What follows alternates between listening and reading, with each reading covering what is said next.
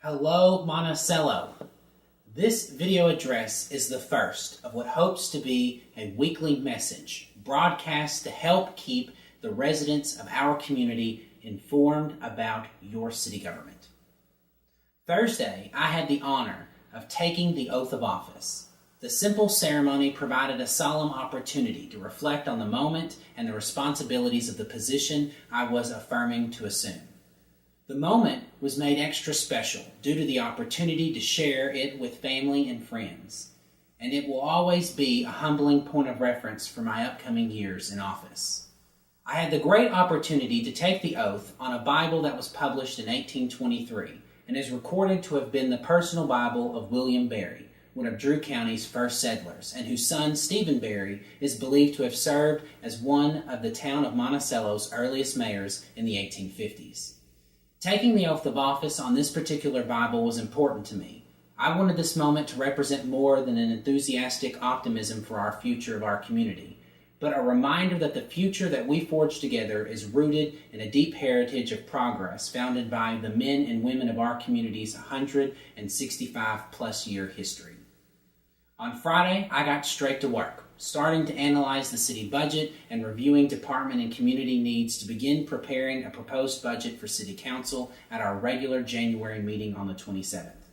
My campaign for office was centered around a commitment to make city government more open to the public and to provide opportunities for citizens to be engaged in the decision-making process. To address this, Friday I signed a mayoral directive establishing an open government initiative. The Open Government Directive establishes new principles to help guide city government's actions intended to commit to transparency, meaningful public participation, and collaborating with the public and other governments. The initiative also establishes procedures to redevelop city website to allow access to government documents for public review and reference at any time. The directive created new procedures for public meetings, including requiring agendas for meetings to be published 1 week in advance to ensure the media has enough time to report to the public on what city boards and commissions will be considering for decisions before they're made, not only in reading about them afterward. The directive also imposes extra accountability on the mayor's office itself, requiring decisions of the mayor to be made in writing and bringing back the mayor's docket. In 1852, the 9th General Assembly of Arkansas formally incorporated the town of Monticello. This act of the legislature of that year established the organization of city government and the duties and responsibilities of its elected officials, including the mayor of Monticello. One of the responsibilities of the mayor was to keep a docket and to make entries of all his official acts in said docket.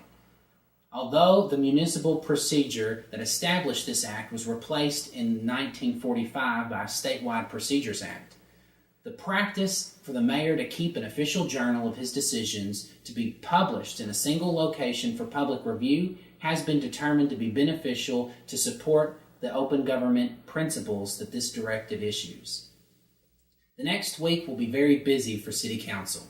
We have 2 City Council meetings scheduled for Wednesday night, one to discuss the contract services for economic development and the other to discuss the water rehabilitation project. On December 30th, Mayor Joe Rogers vetoed the actions of City Council accepting contracting services offered for economic development for the city.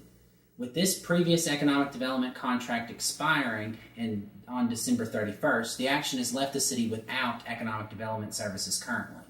In light of the several current economic development activity and industrial recruitment prospects, either in early stages of development like Zilka Biomass or others in the final stages of determining whether to relocate to Monticello, it is imperative the City Council meet to resolve this issue, allowing the city to continue economic development services, thus minimizing the jeopardization of future industrial recruitment, economic development opportunities, and job creation in our community. As to the water project, on election night I said we need to confront the water project in a completely open and honest approach, work to resolve the challenges, and to move forward with the 21st century infrastructure our city has dreamed of. Although I do disagree with several of the accusations in relations to the project, I do believe the project has become so muddled due to the lack of leadership that we cannot move forward in an open and honest approach under the current circumstances. And I urge City Council Wednesday night to move forward to authorize special legal counsel to begin mediation with Siemens Industry to begin to terminate the contract on the water project. This action will allow us to move forward with the 21st century infrastructure that our residents deserve. The vision of an engaged community starts with its great people. Last week, I launched the Mayor's Great People, Great City Challenge. The campaign challenging every Monticellonian to do simply 5 things in 2015 to help make Monticello an even greater city.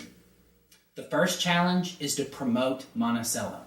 We must be shameless promoters of our community, for no one knows how great Monticello is better than you. Take time to talk, tweet, and Facebook positively about our city using the hashtag MonticelloAR. Secondly, volunteer for Monticello. A community is only as strong as its volunteers. Making the choice to volunteer is making the choice to reinvest in your community. Using numbers from an Institute for Economic Advancement UALR study, if every Monticello volunteered 1 hour per week, we can invest $5 million in our community. Thirdly, discover Monticello. Look to Monticello area parks, lake, and historic sites for weekend entertainment before leaving town. I have found that geocaching is a wonderful way to discover Drew County. Challenge 4, shop Monticello. Supporting local businesses is not only supporting your friends and family, but if we increase our shopping by 10%, we can invest $25 million in our local economy. For city government, that's $250,000 worth of sales tax or an entire budget of the fire department. And finally, dream big about Monticello. New innovation starts with an idea. Our community will become only as big and great as we can dream it to be. In Monticello, we have a great entrepreneurial spirit, and I know with guidance we can turn that into an engine for growth. As we move forward with 2015, I ask every Monticellonian to take the Mayor's Great City, Great Challenge. Promote Monticello, volunteer for Monticello, discover Monticello, shop Monticello, and dream big about Monticello. Together, we can continue our community forward. For great people make a great city.